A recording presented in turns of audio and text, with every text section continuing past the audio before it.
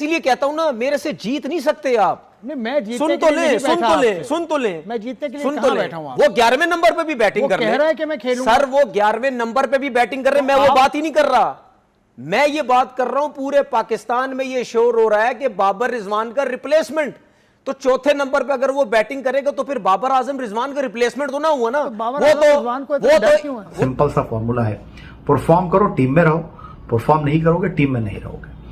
तो जो इस वक्त एक आम तासुर है वो ये है कि जी बाबर रिजवान और शाहीन को जो है क्रिकेट बोर्ड दीवार से लगा रहा है, इनको टीम में नहीं रखा। तो अगर इस सोच के लोग हैं तो आप उनकी सोच के ऊपर पहले नहीं बिठा सकते। बात ये हो रही है पूरे पाकिस्तान में कि भाई बाबर रिजवान जगह नहीं छोड़ते थे, यही बात होती थी ना। ये बात ठीक। T20 अपने लिए खेलते थे, उन्होंने सर्किल खराब किया, ठीक है। वो बाबर के हाथ में सिलेक्टर था, बाबर के हाथ में चेयरमैन था, बाबर के हाथ में पूरी टीम थी, बाबर दोस्ती यारी, बाबर पूरा पाकिस्तान। इन जो लोग इनके पीछे लगे हुए हैं तो वो तो ये शुक्र है ये नहीं बोला कि पूरा पाकिस्तान बाबर के हाथ में कंट्रोल में या पूरी दुनिया कंट्रोल में। यार बाबर आजम के अलावा उसके बाद एक और चीज सुन ले, शो कर रहे हैं हम पूरा। जो लड़के परफॉर्म कर रहे हैं आप उनकी गर्दन पे एक तलवार और लटका दें कि जी ये दो भी आ सकते हैं। हम उन दोनों को कब कह रहे हैं कि गलत हैं? वो बहुत अच्छा है, उन्होंने सर्व किया, मैसेज जिताए हैं, एक पूरा एरा खेला है उन्होंने और बहुत ज़बरदस्त खेला है। They are very good players. But अब आप वाई नॉट के यंग लेग्स को, यंग बच्चों को आप मौका दें, नए प्लेयर्स को मौका दें और आप वनडे खेलें, टेस्ट खेलें, वहाँ के लिए आप तैयारी करें। तीनों के ना होने की वजह से ही पाकिस्तान की टीम ने अच्छा परफॉर्म किया, क्योंकि इन तीनों की जो कारकर्दगी अच्छी नहीं थी, दूसरा एटीट्यूड प्रॉब्लम आ रहा था और तीसरा ये लॉबी भी कर रहे थे, जिनके बारे में कुछ शिकायत ये थी कि यही ग्रुप बंदी करते थे, जिसकी वजह से पाकिस्तान में जो है वो क्रिकेट जो है वो प्रॉब्लम में शिकार आई हुई थी। सबसे पहला तो मेरा सवाल ये है कि नो डाउट एक तो ये कह दूं कि बहुत अच्छी परफॉर्मेंस दी लड़कों ने, और ये भी दिमाग में रखें कि ये जो बांग्लादेश की टीम थी ये यूएई से भी हारी थी, बिल्कुल हारी। पाकिस्तान का 8वां नंबर, बांग्लादेश का 9वां नंबर T20 रैंकिंग में। इसका मतलब दोनों इक्वल टीमें।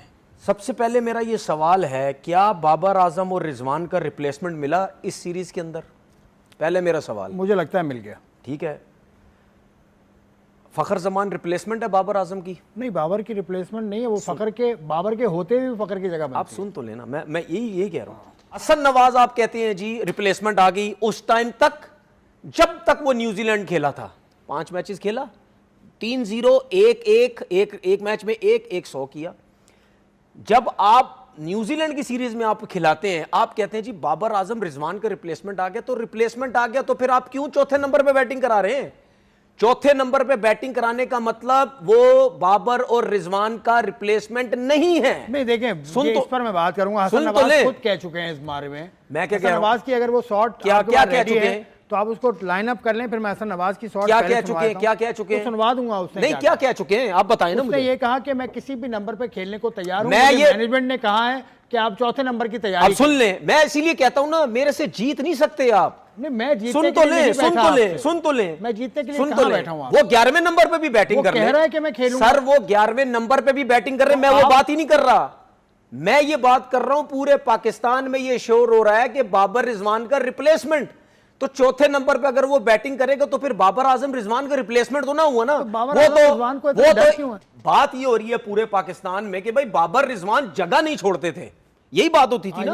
T20 अपने लिए खेलते थे, उन्होंने सर्किल खराब किया, ठीक है। वो बाबर के हाथ में सिलेक्टर था, बाबर के हाथ में चेयरमैन था, बाबर के हाथ में पूरी टीम थी, बाबर दोस्ती यारी, बाबर पूरा पाकिस्तान।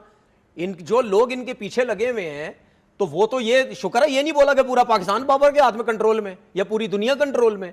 आप तो बाबर रिजवान के बारे में ये कहते हैं कि जी ये किसी को चांस नहीं देते, तो फिर हसन नवाज आए तो खिलाओ ना एज ओपनर, खिलाओ ना। आप तो एज ओपनर उसको टीम में लाए थे ना, तो दूसरे हैं ना। तो चौथे नंबर पे चला गया तो आपने तो स्लोगर बना दिया उसको, आपने तो उसको पावर हिटर बना दिया। पावर हिटर है वो, वैसे पावर हिटर है। और अब्दुल रज़ाक की ट्रेनिंग में पावर बड़ी छोड़ देना उसको। मैं पाकिस्तान कहता है ना, जो हमारे पूरा पाकिस्तान का मतलब ये जो यूट्यूबर, ये मीडिया वाले बाबर के पीछे पड़े हुए हैं, ठीक है। चलो मैं कहता हूं बाबर की आप बात करते हैं, आखिरी 3 इनिंग में भी 41 रन है 28 बॉलों पे, मैं चलो उसको साइड पे कर देता हूं। रिजवान का क्या कसूर है? क्या रिजवान T20 में परफॉर्म नहीं कर रहा था? 47 की उसकी एवरेज है। PSL में परफॉर्म किया उसने, फिर PSL में चौथे 5वें नंबर पे था, उसका क्या कसूर है?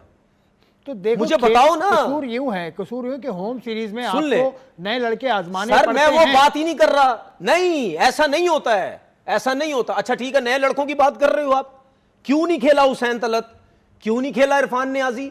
बेंच पे तो थे, तो खिलाओ ना। तो किस सारे 13 लड़के खिला दें, तो 14 खिला दें, नहीं तो बिठाए ना, क्या करें? 2 मैच खेले थे ना, माइक हेसन, सीरीज जीत गई। माइक हेसन पे हम ट्रस्ट करते नहीं हैं। नहीं सुनो ना, मैं सब सारी बातों को हम जवाब trust करते दूंगा हैं उस पे कि उसने एक कॉम्बिनेशन ये बनाया। तो आप कह रहे हो ना, मैं कौन सा कह रहा हूं मैं ट्रस्ट नहीं करता। सुन ले रिजवान और ठीक, बाबर सुन के ले हक मेरी में बात। आप अभी तक रिप्लेसमेंट हमेशा वो होती है, आपके सीनियर्स खेलते हैं, उसके साथ आप अपने जूनियर्स को साथ लेके चलते हैं, इसको कहते हैं रिप्लेसमेंट। इसको कहते हैं कि ये नहीं होता कि आप सीनियर, आपके पूरे पाकिस्तान टीम में 2 सीनियर लड़के, आप उनको साइड पे करके बोलो जी रिप्लेसमेंट। भाई उसके बाद एक और चीज यार, बाबर आजम के अलावा सुन कुछ ले, बात उसके करें बाद यार, एक और बाबर चीज पे सुन ले। थोड़ी शो कर रहे हैं हम पूरा 2020 बाबरनामा क्यों बना दिया आपने?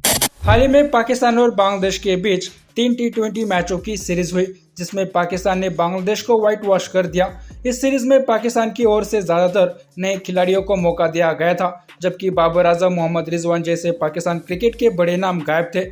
लेकिन इन खिलाड़ियों की गैर मौजूदगी में पाकिस्तान सीरीज जीत गया। इस बात से तनवीर अहमद खुश नहीं है। लगता है तनवीर अहमद अपने देश की क्रिकेट की तरक्की तभी चाहते हैं जब उसमें बाबर आजम का योगदान हो।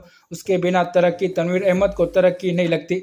इस वक्त पाकिस्तान बाबर आजम को लेकर 2 ग्रुपों में बटा हुआ है। एक तो वो जो ये चाहते हैं कि बाबर आजम, मोहम्मद रिजवान जैसे स्लो बल्लेबाजों को T20 जैसे फॉर्मेट में नहीं खिलाना चाहिए, क्योंकि T20 फॉर्मेट मॉडर्न क्रिकेट है जिसमें तेज रन बनाने की रिक्वायरमेंट होती है और इसमें बाबर आजम, मोहम्मद रिजवान जैसे बल्लेबाज फिट नहीं बैठते। वही दूसरी तरफ तनवीर अहमद जैसे पाकिस्तानी है जो बाबर आजम और मोहम्मद रिजवान को T20 टीम से बाहर किए जाने को लेकर खुश नहीं है। इनको बाबर आजम के बिना टीम की जीत नहीं लगती।